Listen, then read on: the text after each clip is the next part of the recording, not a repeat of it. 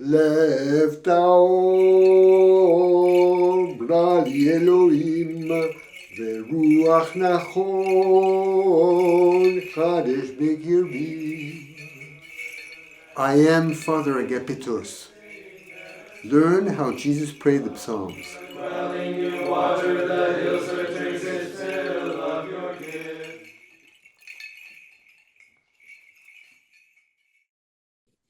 Welcome. We are gathering for our second study of Psalm 45 or 44 in our breviaries, and we studied last week the first part, but let us refresh about the content that you get immediately back into the psalm. And we're going to listen each time to the Hebrew and let part by part. So you have now 2 pages which are which I'm going to be commenting. The first page corresponds to what we looked at last week, and here we are with the second page. We're going to be with the second page, but let's go down. Here you see the 2 pages, and what you see in both pages, sort of towards the middle, there's a yellow color. There's a story with the center in the first page, and then a story with the center in the second page. So let's just let the poem speak for itself about starting with the first page. So here we are.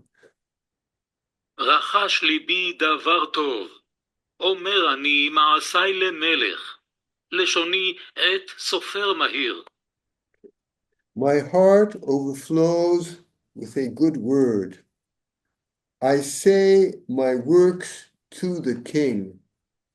My tongue is like the pen of a ready scribe.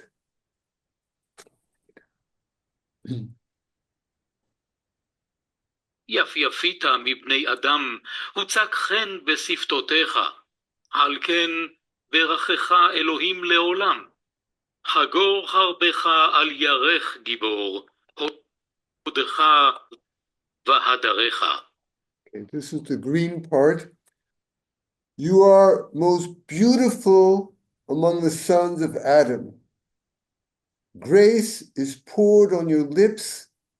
Therefore, God blesses you for eternity. Gird your sword on your thigh, O warrior, for your majesty and your splendor. Then we get to the third part, which is red. והדרך צלח, רחב על דבר אמת וענוות צדק, ותורך נוראות ימיניך, חיציך שנונים, עמים תחתיך יפלו, בלב אויבי המלך. In your majesty conquer, ride on for the word of truth and for humble care of the right of others. So your right hand teaches you amazing things. Your arrows are sharp. They put peoples under you. They fall upon the heart of the king's enemies. And then we get to the heart of this first group. כיסאך אלוהים עולם ועד, שבט מישור, שבט מלכותך. אהבת צדק ותשנא רשע. Your throne, O Elohim, is for eternity and after. A scepter of equity is your royal scepter. You love right care for others, and you hate wickedness. And then on the other side, we have a second group, which is red. על כן משכך אלוהים אלוהיך, שמן ששון מחבריך.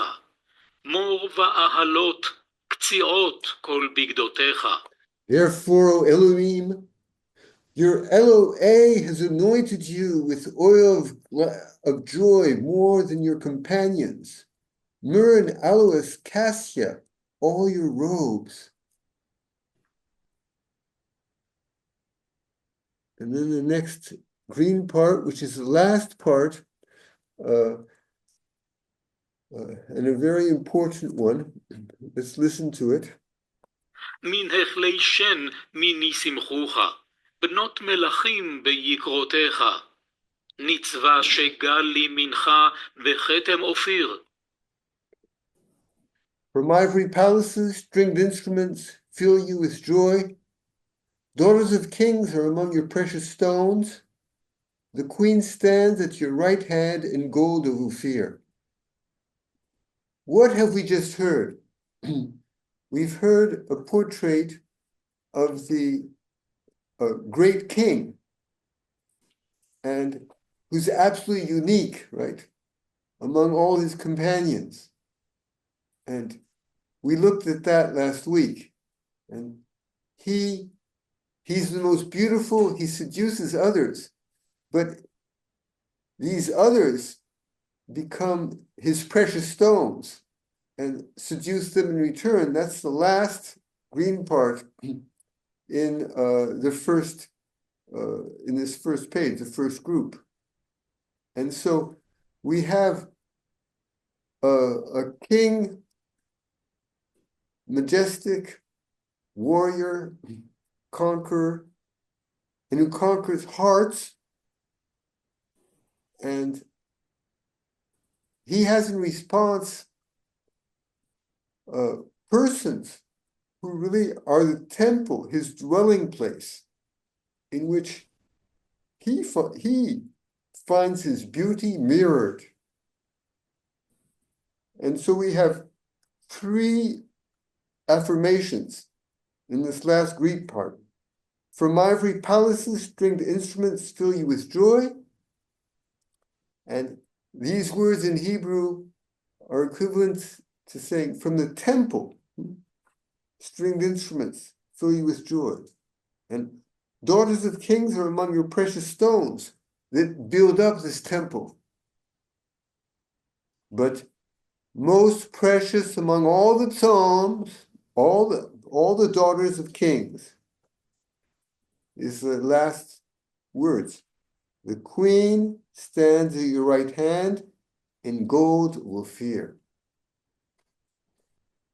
So the queen is the gem of this temple, which mirrors the beauty of God. And so we could say what we saw last week, going all the way to verse 10, it's a preparation, an introduction to what we're going to see now. When I pray this psalm, I really feel that it has a dynamic. The Messiah is preparing to have his beloved respondents. And that's the whole purpose of his mission. So let us now go into these blessed respondents,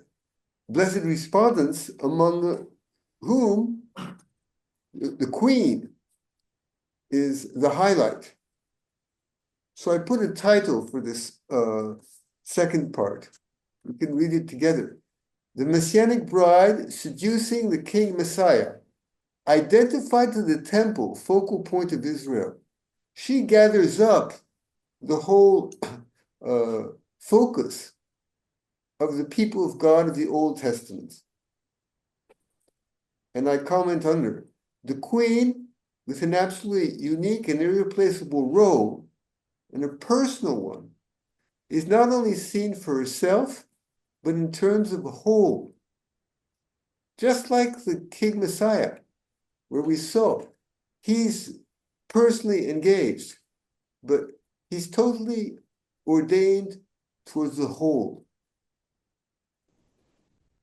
And this, what are we talking about here? So with our Christian faith, we can say it's a prophecy of the Mother of God, inseparable from the whole church, the virgin descendants who cover all the earth. Now you can ask, what about the Jewish interpretation of this temple, of this second part? When I look into the Jewish interpretations, they don't know what to do really with the second part. For example, Rashi, the famous middle-aged exegete, says the queen is the people of Israel, full stop.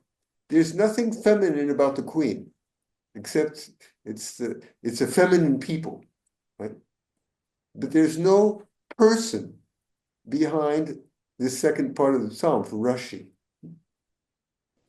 For the other great exegete who I follow, which is Rabbi Hirsch, he says, we really don't know who he is speaking about. And that can make us reflect, those who are the specialists of the Old Testament seem to be in front of a quiz here, which they don't know how to answer. In the Old Testament, there's a few answers.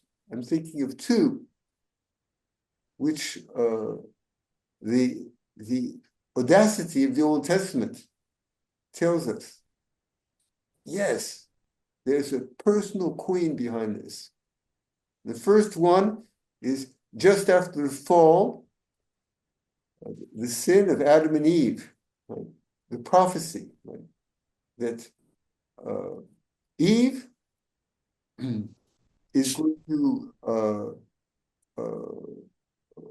hammer down the head of the devil. And there you see a personal look, right, at who can this very special respondent be. And then, of course, we have Isaiah 14. A virgin shall bear a son who will be called Emmanuel. And so there we have Isaiah and the author who wrote the very beginning of Genesis.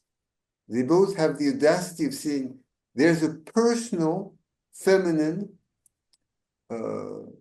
creature who responds to Psalm 45, second part, that there's a queen around.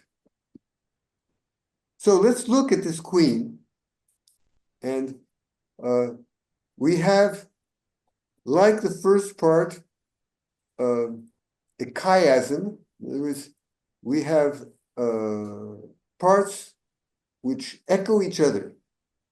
But we're just going to go down now part by part, and we're going to start with verse 11.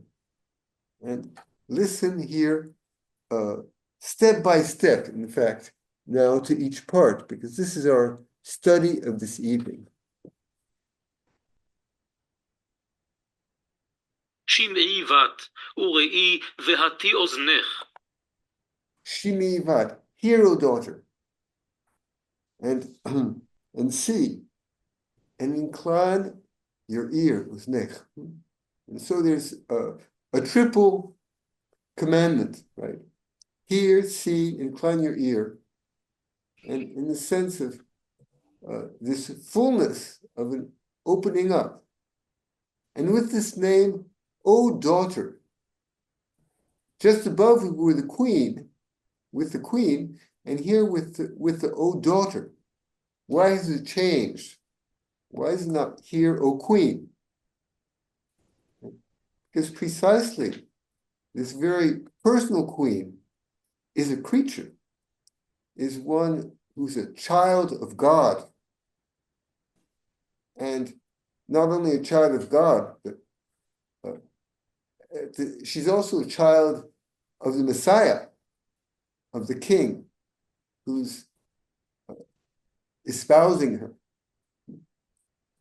And so, hear, O daughter, and see, and incline your ear, The insistence you see is on hearing. Hear and incline your ear. And what do we have through hearing? Through hearing, we don't know, not only see what comes directly in front of us, but we hear a voice and we hear that the voice is coming from further down. And so, receive what's coming from further back. And that should call you to a very concrete step, right? Forget your people and your father's house. Forget your people and your father's house. So what does it mean? Forget, why is there these two? And forget your people, you're thinking, when we're thinking of a daughter of Israel, they're the chosen ones. But here, it's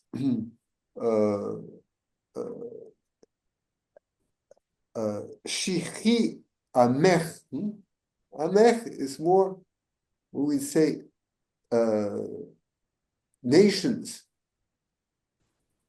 and not the people Israel. And so, you are daughter from Israel, but you are completely embedded in the nations of the world. And there's something still of the nations of the world in your own chosen people. And so forget it. But then, in your father's house, it's more precise, and this is Diodor of Tarsus who says that, right? This is the lineage of Abraham. Forget that you're of the lineage of Abraham. In other words, the Messiah is begetting you totally anew, a new birth. Accept a new birth, a new identity, which transcends both Israel and both being of the lineage of Abraham. So we're looking at a very high identity of this queen. And at the same humble one, she's a daughter.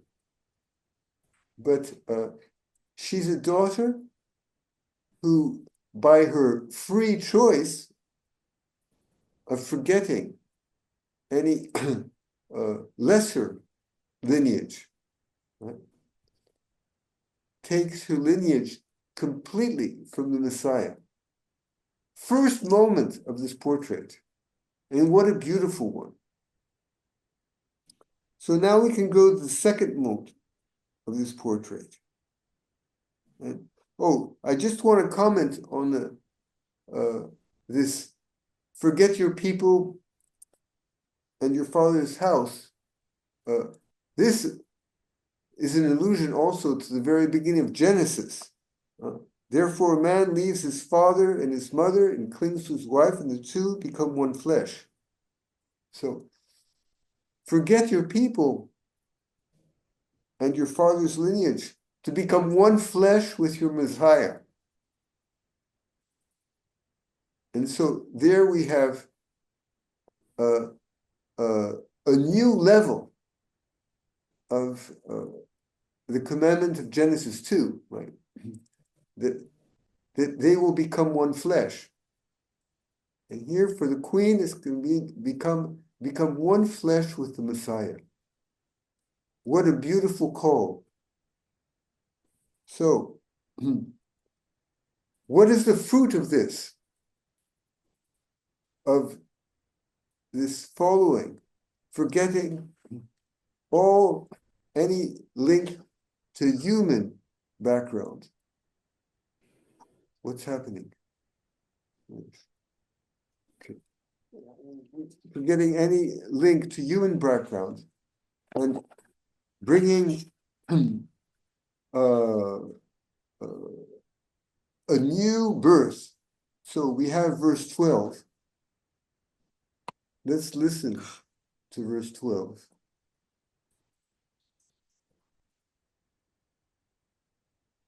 לשכחי עמך ובית אביך, Okay. That's forget your people and your father's house. ויתאב המלך יופייך. And the king will desire Yofiek, your beauty. And so here you are with this expression that he who is the most beautiful among the sons of Adam, did we see in the first part, he's going to personally desire your beauty. And it's really, there's going to be really a espousals, a love relationship between the king and his queen. And so, on the part of the king, is that he's going to see all the beauty he ever desires in the queen. On the part of the queen, we have the second part of this red verse. כי הוא אדונייך, והשתחווי לו. Truly, he who, truly, he is the one who is your Adonai, who is leading you as a handmaid, and thus adore him, worship him. So I can only think when I listen to this, to John, the Gospel of the Samaritan. Right? God is spirit, and those who adore him must adore him in spirit and truth. She responds by an extraordinary new reality. Right? And this new reality, which is rich with having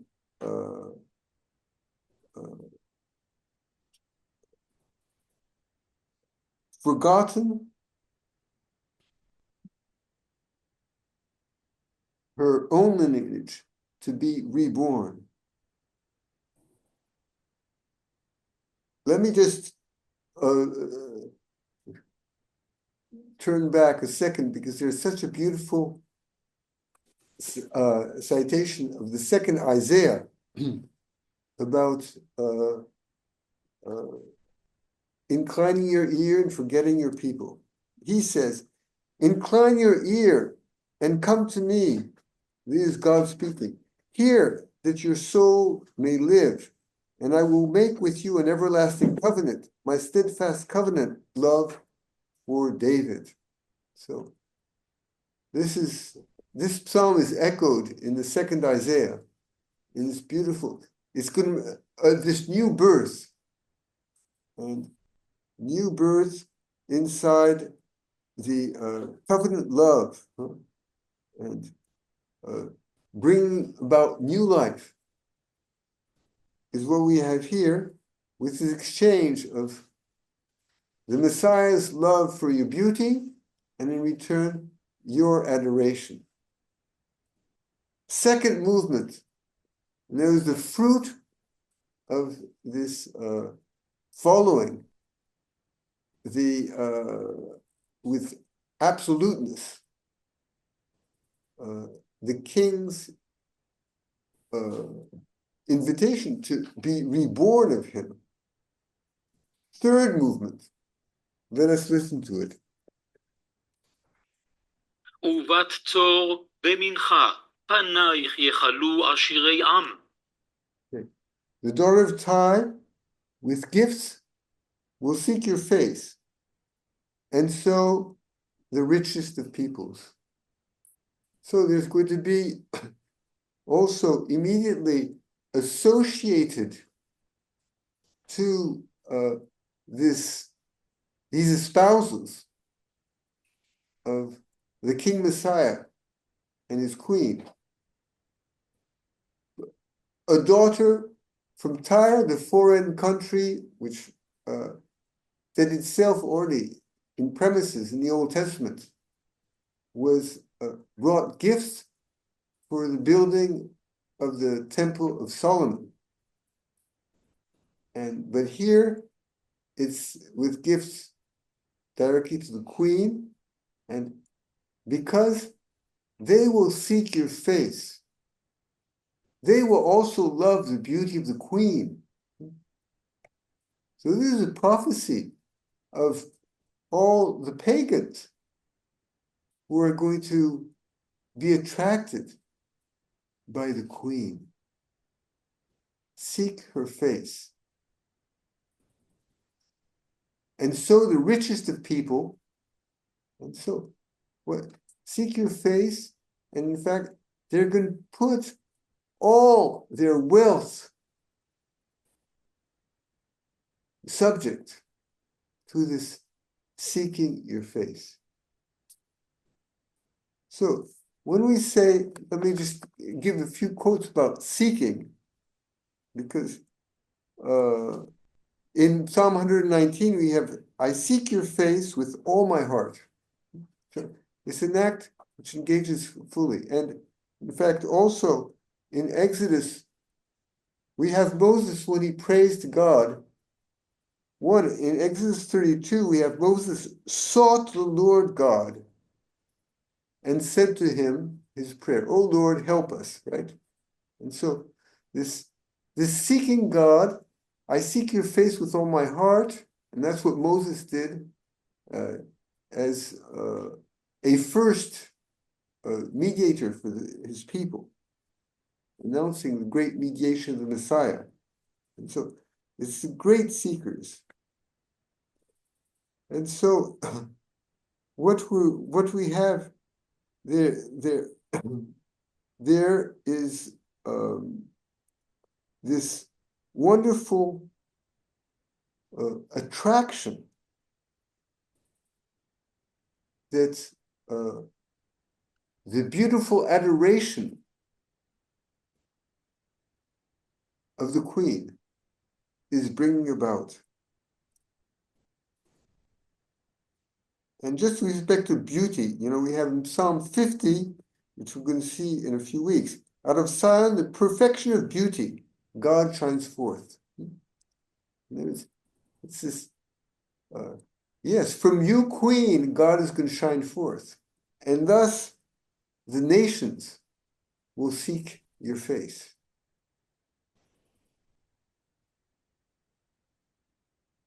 And so, here we are, ready for the central verse of this third part. What is the central characteristic of our queen?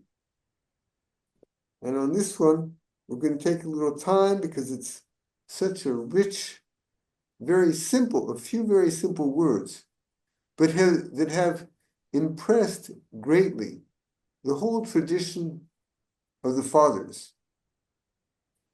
And so let's listen to it. כל כבודה בת מלך פנימה, ממשבצות זהב לבושה. The daughter of the king is all glorious in her interior, more than any gold interwoven clothing. So here we have the second time to mention daughter, right? The daughter of the king, and which we commented already, and she is all glorious. And what is this glory? It's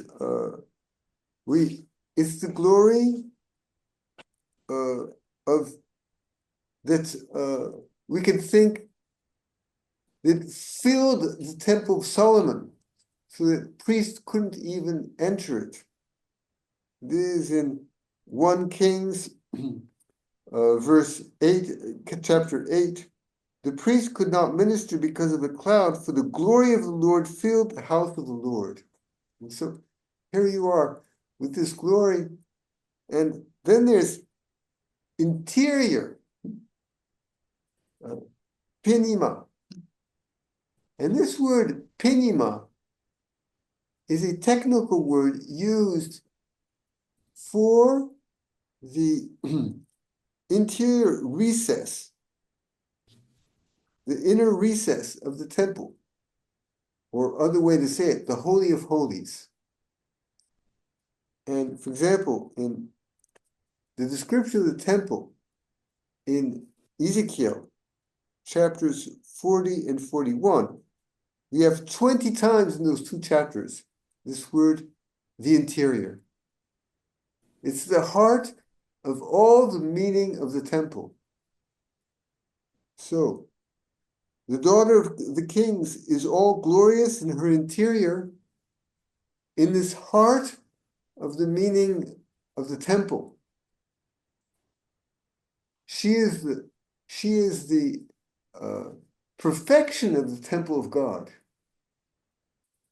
Here we're at the very center of this psalm. And there's a quality to this interior, which is said right after, more than any gold interwoven clothing. So the word interwoven, again, is a very rare word. And when do we find it? So if we read in Exodus chapter 39, he made the breastpiece of the priest in skilled work, beryl, onyx, and jasper, enclosed in settings of gold interwoven. So it is, we can think of the of the stole of priests, but in the Old Testament, it's called the ephod, right? On which there were precious stones and embroidered, interwoven gold. And so it is the sign of the priest's priestly identity and power to operate in the name of God. And so her interior is more than what gives identity to the priests. She is above priests in this glorious interior of hers. So this is the heart of the description of the queen. And so we have, let me just give you two citations of the second Isaiah, which enrich this, right? He has clothed me with the garments of salvation. He has covered me with the robe of righteousness. As a bridegroom decks himself with a garland, and as a bride adorns herself with her jewels. That's what God is doing to the queen. And then in Isaiah 49, lift up your eyes and see, they come to you. You shall clothe them on all as an ornament, and you shall bind them as a bride does. So there, the peoples are also going to be part of your ornament. So it's an ornament. Her interior is a priestly ornament, and an ornament which is enriched by all the peoples of the earth. Gregory of Nisianza says, the unseen is seen by God, and so is glory within with embroidered clothing, both by the actions and by the contemplation of the bride. Right? By her actions and by her contemplation, the bride becomes this glorious interior, superior to priesthood, superior to all nations, all gatherings of nations.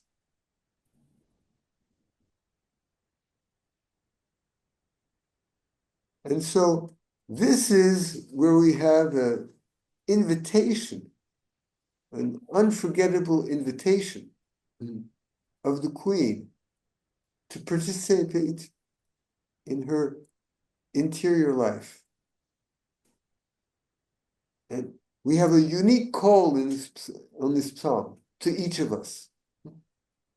Participate in the interior life of the Queen who is newborn of the King Messiah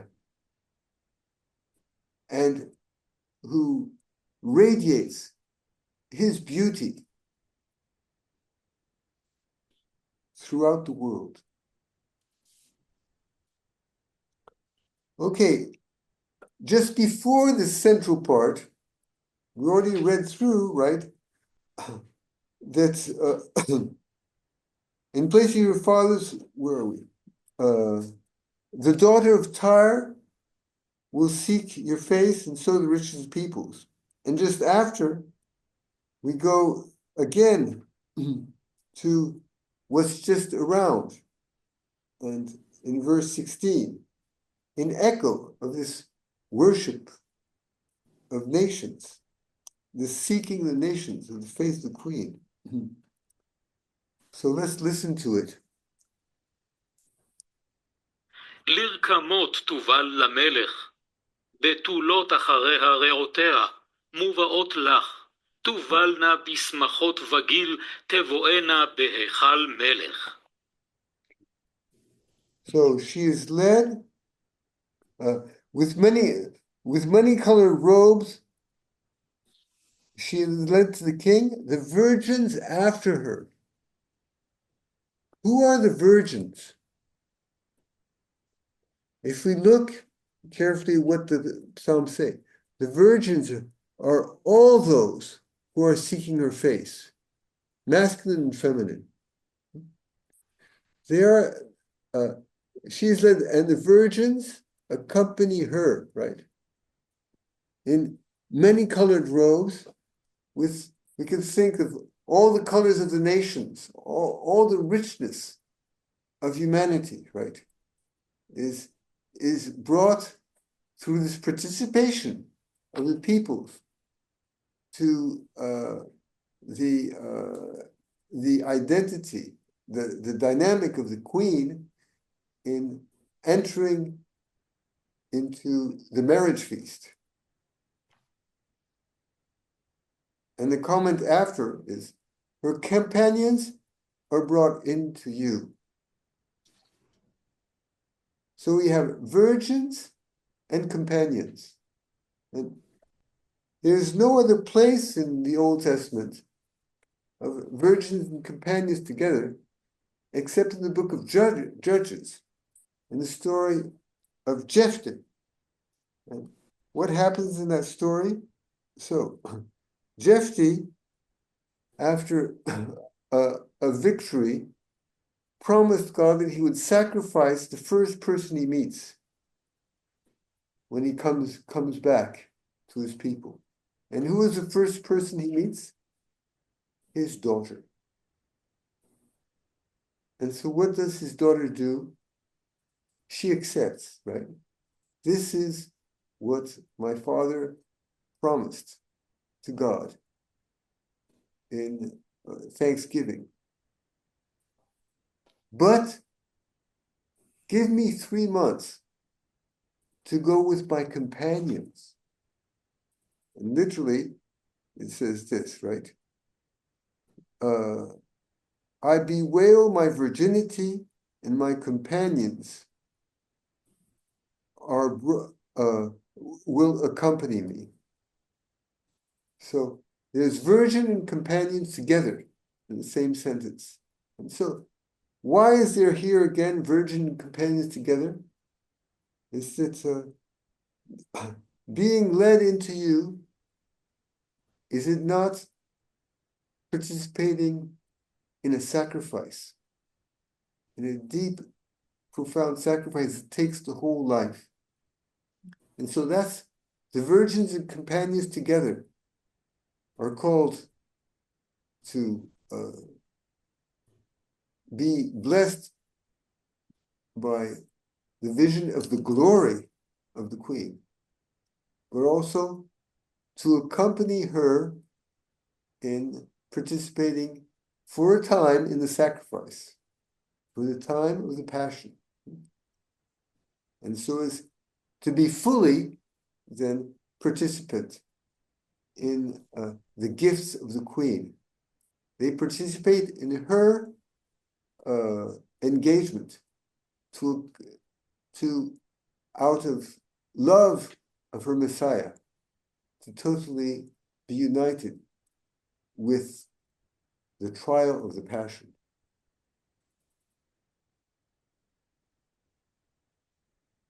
And then they are led with joy and gladness.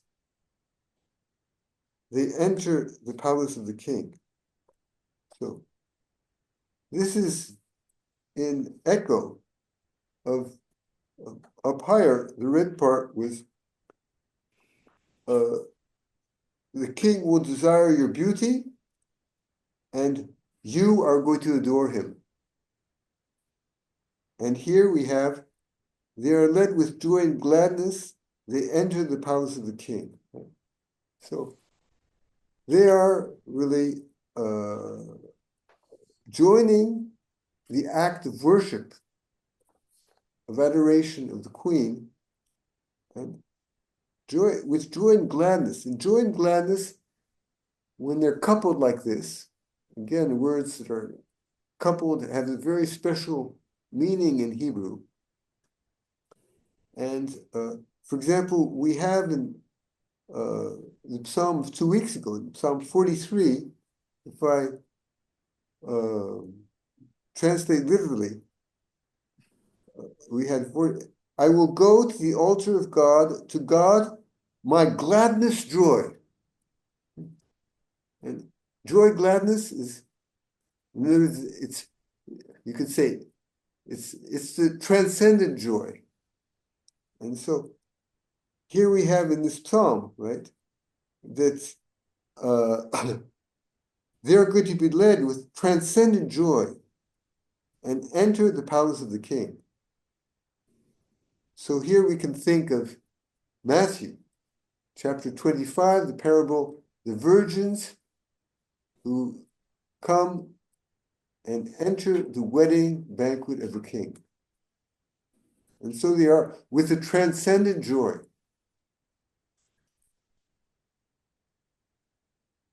And so here we have the, and the palace of the king, again in Hebrew, palace and temple are associated in the Old Testament. And so it's a palace because it's the banquet room of the marriage. But this banquet of the banquet room of the marriage feast is the temple, because where there's adoration, where there's this interior holy of holies.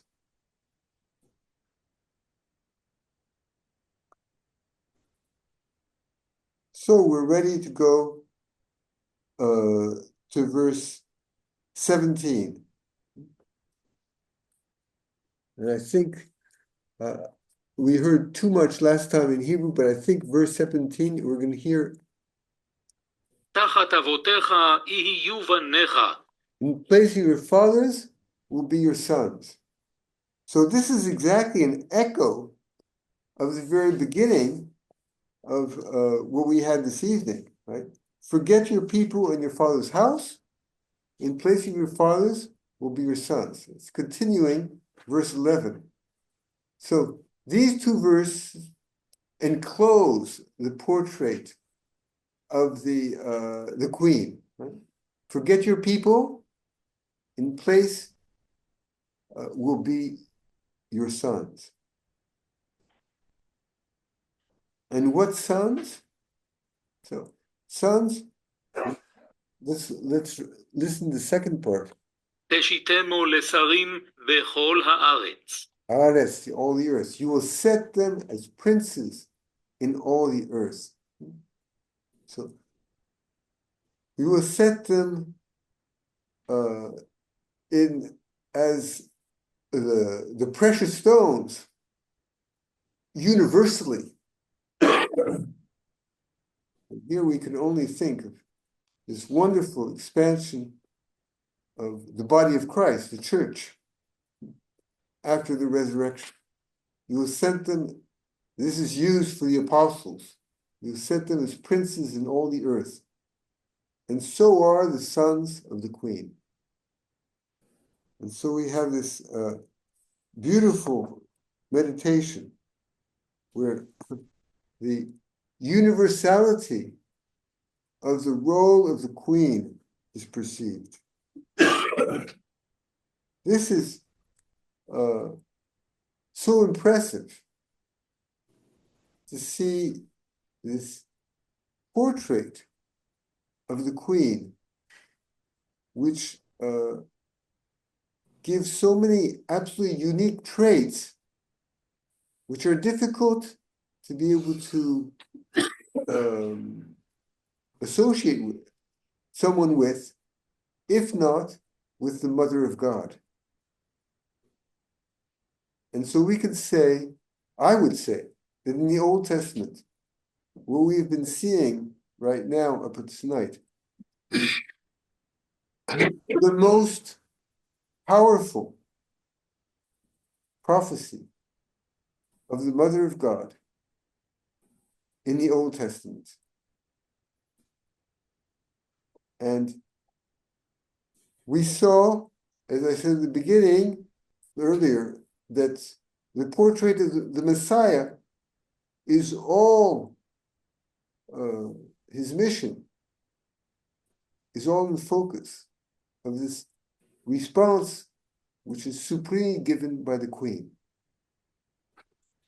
Here we have what a response that Queen gives. And that's precisely what this psalm develops so absolutely beautifully. So we haven't yet listened to the last verse of this psalm. This last verse is a continuation of the first verse. Do you remember what the first verse is? The first verse is the psalmist, we said the other, that in the name of God the Father speaks. My heart overflows with a good word. I say my works to the king. My tongue is like a pen of a ready scribe. I'm inspired for a great poem. That was the beginning of this whole psalm. I'm inspired for a great poem. And what has this inspiration brought forth? We get the last verse, which we're going to hear in this right now, verse 18. אזכירה שמך בכל דור ודור. I will cause remembrance of your name in all generations. And this poem is not only a description story, it's a zikrecha, a memorial that has the power to bring forth further the reality of the Queen. And so, and what's the bringing forth, right? It's bringing forth of his name in all generations. All generations will call me blessed, says the Mother of God in her canticle. Because the remembrance of his name, I'm bringing forth to all. She's just commenting on this verse in her canticle. Right? The remembrance of the Lord, the remembrance of your name in all generations. That's what my life is about. And then that's the first part of the last verse. And the second part, last verse of the psalm. על כן עמים יהודוך לעולם ועד. I can, therefore, and this therefore is with everything we've seen in these 18 verses, right? The peoples, and here it's again, Amim, it's always this, it's the same word, right? And it's the peoples, all the nations of the world, right, will praise you. And Leolam ve'ad, huh? Leolam is for eternity, ve'ad, and more. Maybe I should have translated that way. Therefore, the peoples will praise you for eternity and more. In other words, it's going to be always a going forward. This is commented by Cyril of Alexandria when he speaks about what the beauty that this psalm brings is about. And he says, reaching forward for what is to come. So this is in a quote of his letter to the Philippians, which is the in Greek, it's a word which is almost untranslated. Epektasis, a continual going forward.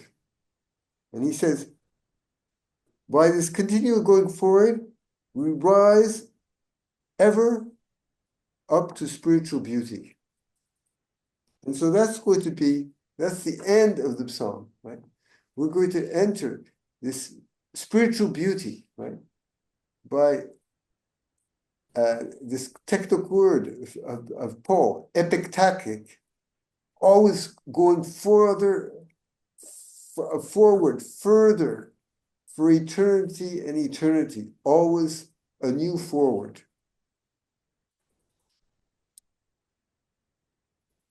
So we've seen that Psalm 45 presents first the King of Messiah as a glorious, seducing warlord and judge, and then the bride, a fully personalized, but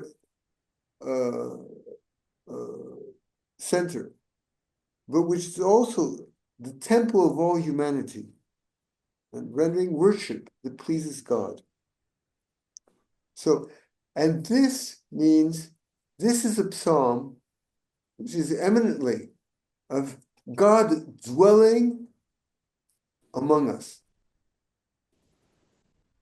And this is the supreme indwelling of God among us. And we're going to see these weeks, we're looking at the Psalms of Korah, and this is what gathers their theme together. The indwelling of God in his temple. But here we have an eminent example of this indwelling.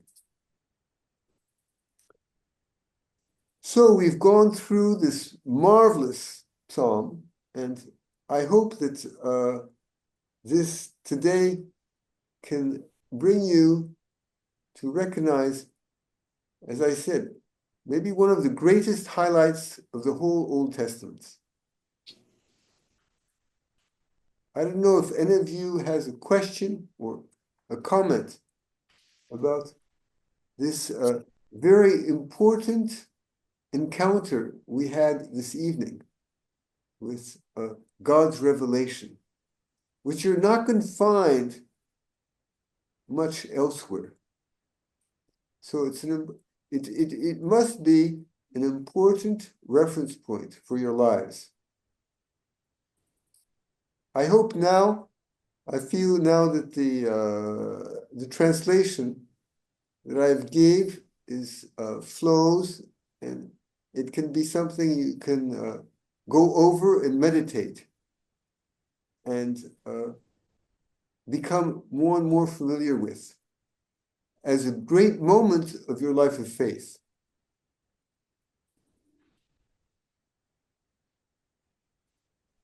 I just wanted to say, Father, that I'd always looked at that as a psalm of David himself as the king, but I never really contemplated the call of the nations being gathered together as the bride of Christ and the coming of Mary. So Yes. that's a powerful reflection to reread it and in that mindset. So thank you for this tonight.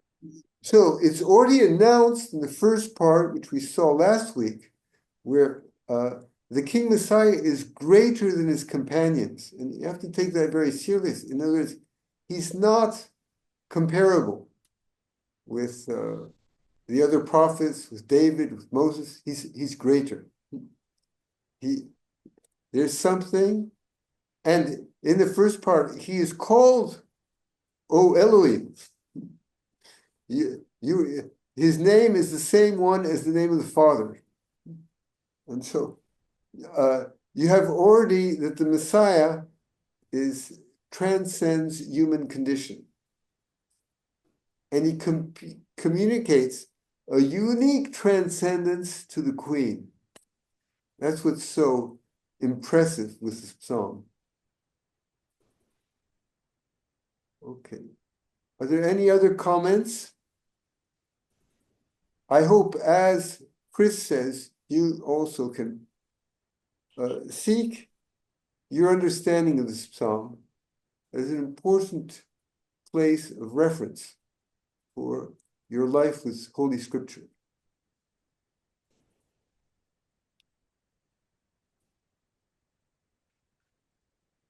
Okay, so I will, let's conclude with a blessing. And with the last verses of the psalm, I will cause remembrance of your name in all generations. Therefore, the peoples will praise you from eternity and more. In the name of the Father, the Son, and the Holy Spirit. May God bless you all.